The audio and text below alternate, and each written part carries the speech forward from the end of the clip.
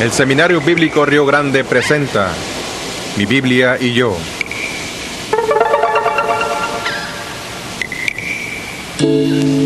Le ofrecemos un análisis profundo de cómo estudiar la Biblia personalmente usando el método inductivo. El blanco de este estudio es guiarle hacia la madurez espiritual.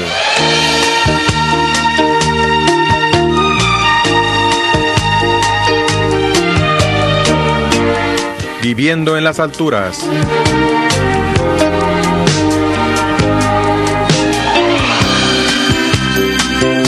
Con usted, Wilson Campoverde.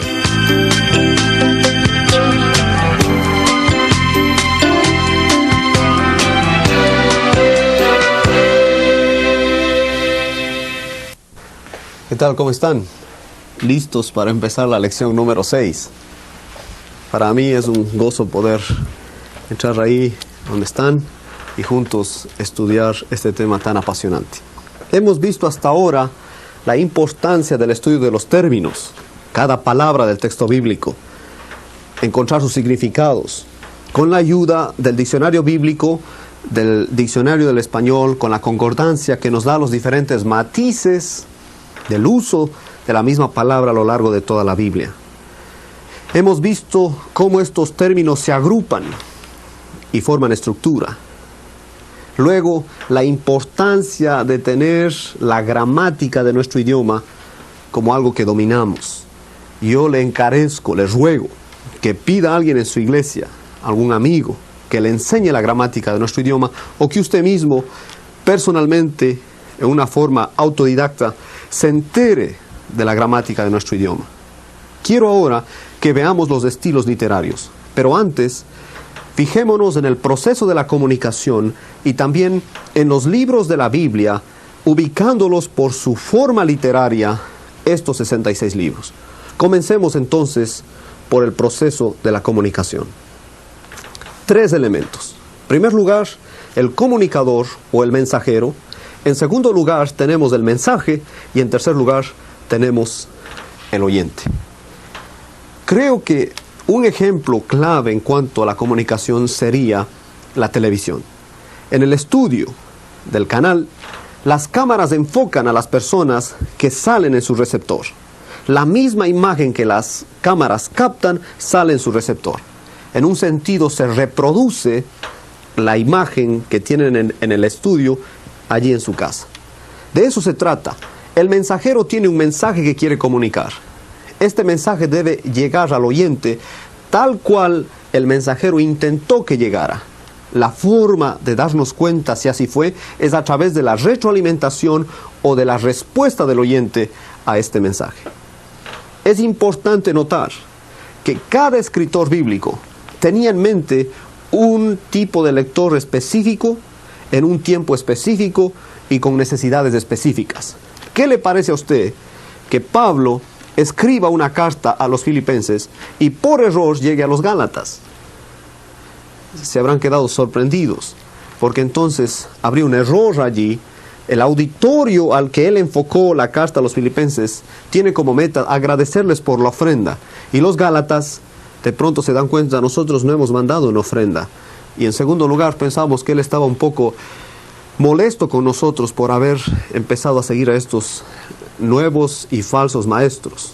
De tal manera que en el proceso de la comunicación, la clave es poder captar el mensaje tal y cual en su primer intento, y la intención del mensajero, los oyentes los reciben. Eso en cuanto al proceso de la comunicación. Pero hay barreras. ¿Y cuáles son estas barreras de la comunicación? Digamos un ejemplo. Si yo quiero comunicar con usted en una forma oral, y estoy hablando con usted, y de pronto hay ruidos, esa sería una barrera. ¿Por qué? Porque usted se distrae, se fija en esos ruidos y pierde el hilo de pensamiento que estoy tratando de comunicarle. Un ejemplo sería si su iglesia estuviera al lado de un aeropuerto, como algunas de las iglesias están cerca de aeropuertos internacionales en nuestras ciudades de la América Latina. ¿Qué pasa? Que el pastor está tratando de hacer un punto, y de pronto un avión pasa y todos se quedan fuera de lo que el pastor está diciendo porque quieren oír el ruido del avión. Y una vez que pasó ya pueden volver a su tema. De igual manera, el escritor, cuando escribe, está influenciado por su contexto, por su trasfondo, por la situación, por su estado de ánimo. Tenemos que descifrar eso. Y también las personas que reciben el mensaje tienen su propia cultura, su política, su economía, su trasfondo histórico. Nos toca descubrir. En la observación, eso es lo que nosotros queremos lograr. Estar lo más cerca posible del primer intento de esta comunicación. De hecho, esto es arduo trabajo.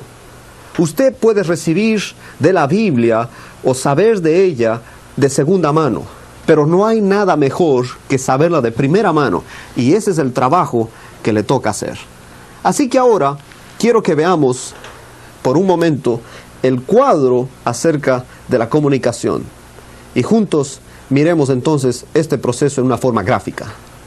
Tenemos en primera instancia al comunicador, que manda su mensaje y el oyente lo recibe. Notemos las barreras en la comunicación.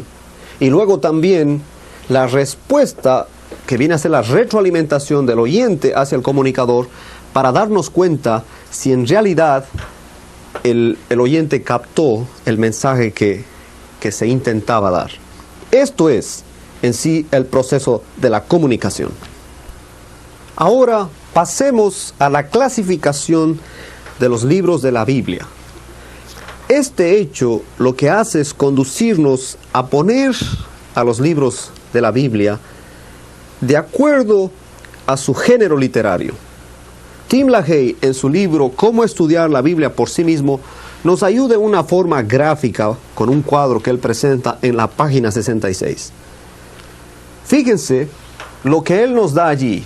El Antiguo Testamento tiene historia, la ley, más historia, poesía, profetas mayores y profetas menores. En el Nuevo Testamento tenemos la vida de Cristo, la historia de la iglesia, las epístolas y cartas y finalmente profecía. Les recomiendo memorizar los 66 libros de la Biblia en este estilo, clasificándolos de acuerdo al género literario. Porque cada vez que usted vaya a estudiar un libro, automáticamente se va a dar cuenta de qué género literario es, si es historia, si es profecía. Eso le va a ayudar muchísimo en su estudio de la palabra de Dios. Ahora bien, al observar, entendiendo el proceso de la comunicación, encontraremos los siguientes datos. Tenemos al escritor, el mensaje y los lectores. El escritor, con sus rasgos personales, circunstancias en las que se hallaba, fecha en las que escribió, propósito por el cual escribió. El mensaje con su estilo literario. Y los lectores, con su situación histórica en la que se hallaban. Su geografía, su cultura, sus costumbres, su política, su economía. También podemos investigar acerca de los hallazgos arqueológicos. Para hallar estos datos, podemos nosotros concentrarnos en el estudio de las herramientas que ya mencionamos. Pero la clave es aprender a descifrar el mensaje. Ahora entonces pasaremos a los estilos literarios en sí. Veamos 5 estilos: prosa, discurso, parábolas, poesía y profecía. En primer lugar, hablemos de la prosa, que es el arte de poner las palabras en una forma sencilla. No está sujeta, como el verso, a medidas. Se caracteriza por ser una narración de hechos históricos y biográficos. Es una forma natural de expresar nuestras ideas. Un ejemplo de prosa lo tenemos en Génesis y también en los Evangelios. Este estilo hace que nosotros tengamos cuidado porque usa palabras con un fin decorativo. Las palabras adornan el mensaje. Nuestra meta es descubrir ese mensaje. Tenemos, por ejemplo, en Génesis capítulo 12, versículos 1 al 9, cuando el Señor llama a Abraham para que deje su casa, su parentela, y vaya a la tierra que le promete, en Canaán, en el desierto. Abraham obedece, por fe sale. Ese es el mensaje. Todos los detalles lo que hacen es hacer ameno el relato. En segundo lugar, el discurso. Este estilo es bien pensado y enlaza las palabras de una manera conveniente con el fin de comunicar un mensaje. Tiene como meta el persuadir, es decir, que los oyentes tomen una decisión a favor de lo que el discursante quiere que hagan. Este estilo demanda que el oyente esté atento, razonando y siguiendo los pasos lógicos que se presentan. La clave es identificar el argumento, seguirlo y detectar el mensaje que se quiere comunicar. Un ejemplo de esto lo tenemos en Hechos, el capítulo 17, versículos 22 hasta el versículo 34. Pablo comienza diciendo: varones atenienses, en todo observo que sois muy religiosos, porque pasando y mirando vuestros santuarios, hallé también un altar en el cual estaba esta inscripción: al Dios no conocido, al que vosotros adoráis, pues sin conocerle es a quien yo os anuncio. Note cómo él entra con algo familiar, pero una forma muy pulcra, y ahí sigue el argumento hasta el versículo 31.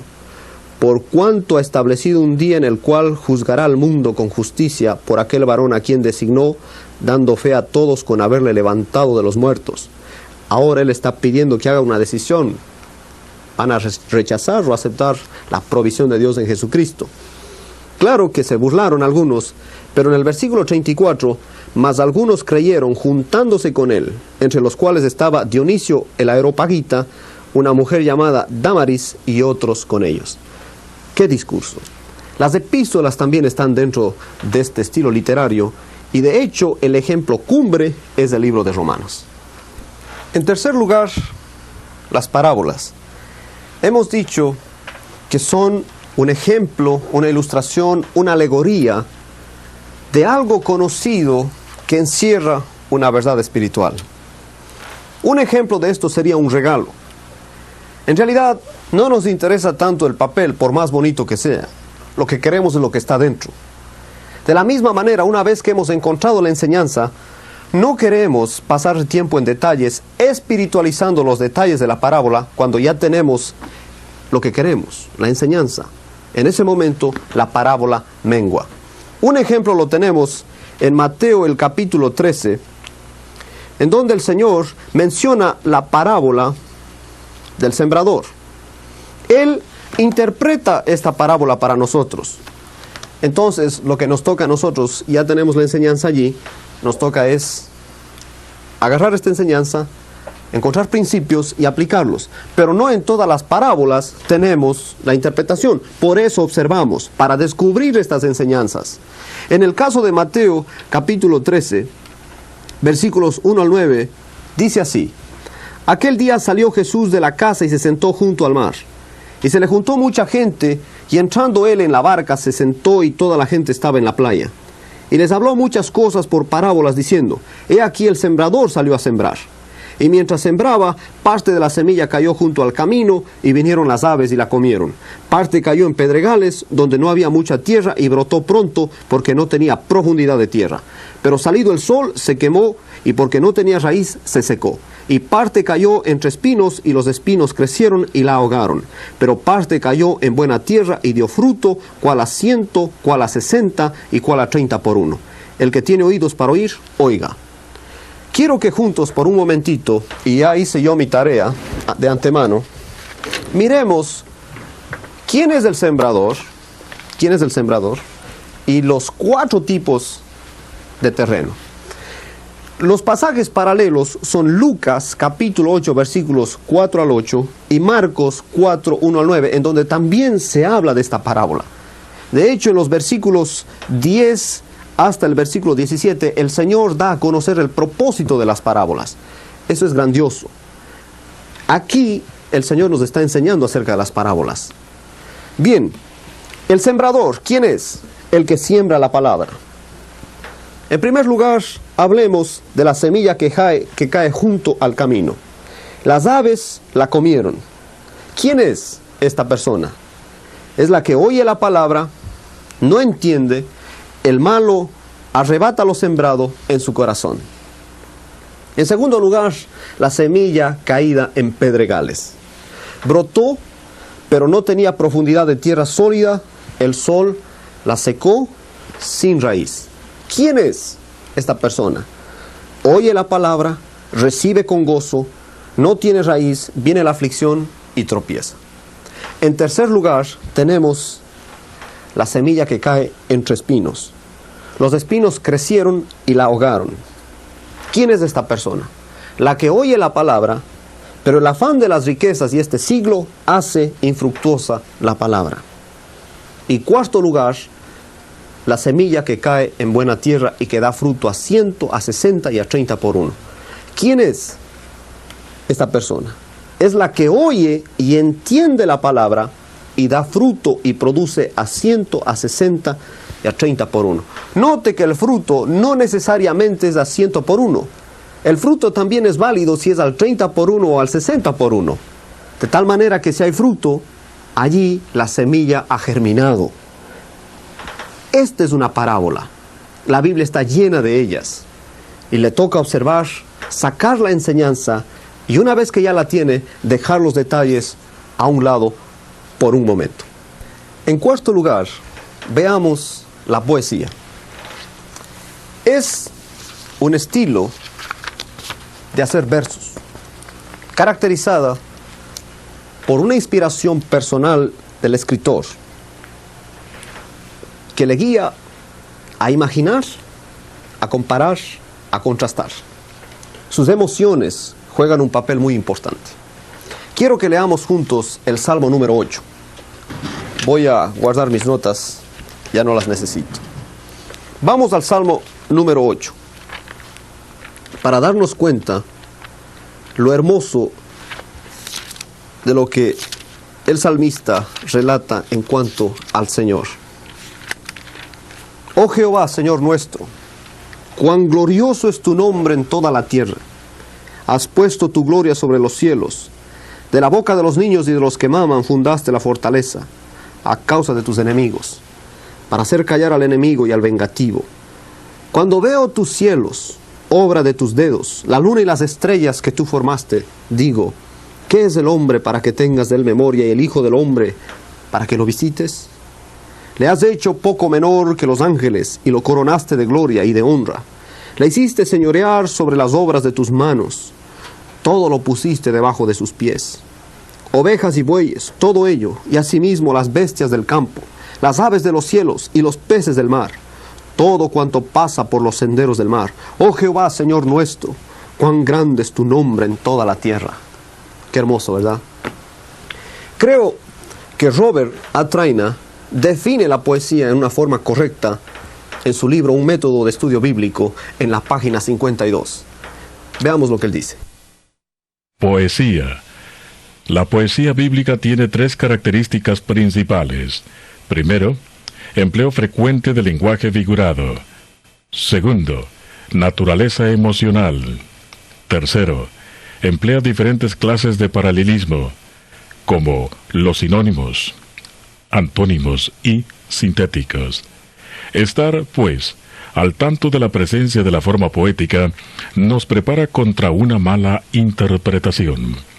Porque cuando se recuerda que el poeta usa un lenguaje completamente flexible y que expresa sentimientos más bien que conceptos o ideas, no habrá necesidad de explicar este lenguaje de la misma manera que si el autor hubiera utilizado un vocabulario literal o científico, ni tampoco se examinarán todas sus palabras con una teología sistemática y precisa. Así también, el tener en cuenta la presencia de los paralelismos nos ayudará a obtener una exposición correcta. Por último, tenemos la profecía. Este estilo tiene que ver con sueños, visiones y predicciones del futuro.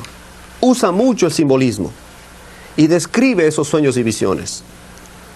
Claramente, el libro de Apocalipsis cae dentro de este género. También tenemos a Zacarías, a Daniel, a los profetas mayores, a los profetas menores. Si leemos en el libro de Daniel, en el capítulo 2, vamos a encontrar el sueño que tuvo Nabucodonosor y la interpretación que hizo Daniel acerca de este sueño. Miremos por un momento en Daniel capítulo 2, desde el versículo 19 en adelante. Entonces el secreto fue revelado a Daniel en visión de noche, por lo cual bendijo Daniel al Dios del cielo. De allí él pasa al versículo 29. Estando tú, oh rey, en tu cama, te vinieron pensamientos por saber lo que había de ser en lo porvenir. Y el que revela los misterios te mostró lo que ha de ser.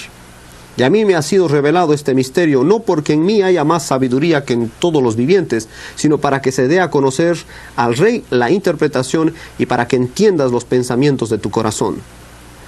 Tú, oh rey, veías y he aquí una gran imagen. Esta imagen, que era muy grande y cuya gloria era muy sublime, estaba en pie delante de ti y su aspecto era terrible. La cabeza de esta imagen era de oro fino, su pecho y sus brazos de plata, su vientre y sus muslos de bronce, sus piernas de hierro, sus pies en parte de hierro y en parte de barro cocido. Estabas mirando hasta que una piedra fue cortada, no con mano, e hirió a la imagen en sus pies de hierro y de barro cocido, y los desmenuzó. Entonces fueron desmenuzados también el hierro, el barro cocido, el bronce, la plata y el oro, y fueron como tamo de las eras del verano, y se los llevó el viento sin que de ellos quedara rastro alguno. Mas la piedra que hirió a la imagen fue hecha un gran monte que llenó toda la tierra. Y allí él pasa en el versículo 36 a darle la interpretación. De esto se trata la profecía. Dar a conocer el plan de Dios para la humanidad hasta el día del fin. Una vez que ya hemos captado el proceso de la comunicación, que hemos localizado a los libros por su forma literaria, los hemos ubicado ya en toda la Biblia, guiados por el cuadro de Tim LaHaye. Una vez que hemos hecho el de conocer los estilos literarios, 5 de ellos, estamos listos entonces para pasar a mirar el ambiente, el trasfondo, la atmósfera en donde se escribe este texto bíblico. Es preciso que nosotros identifiquemos el estado de ánimo del escritor, que identifiquemos cómo estaban en ese momento los lectores, en qué expectativa. Muchas de las cartas fueron escritas para contestar preguntas, para animar, para corregir, para instruir. Entonces, tenemos que estar alertas en el tiempo en el que fueron escritas, qué era el tipo de ideología que estaba predominando. Las herramientas que tenemos a disposición son muy útiles en estos aspectos. Pero una vez que entramos y nos sumergimos en el texto, van a darse cuenta qué apasionante es descubrir tantos datos que la palabra de Dios nos presenta. En la próxima lección, entonces, vamos a analizar al escritor, el ambiente en sí, a los lectores y reconocer las características que estaban circundando, encerrando a esa situación para ayudarnos con la observación a descubrir el mensaje y su intento en primera instancia. Entonces, nos veremos en la próxima lección.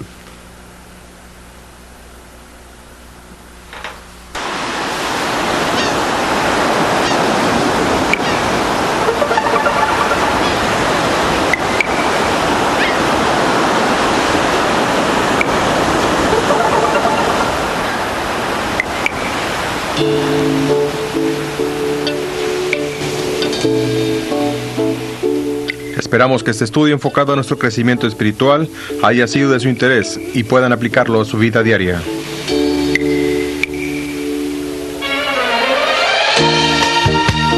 Les recordamos que antes de pasar a la siguiente lección, realicen los ejercicios que están en su manual.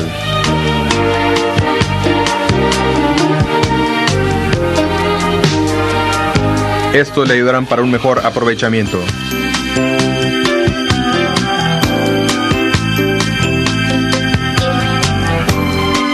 Hasta la próxima.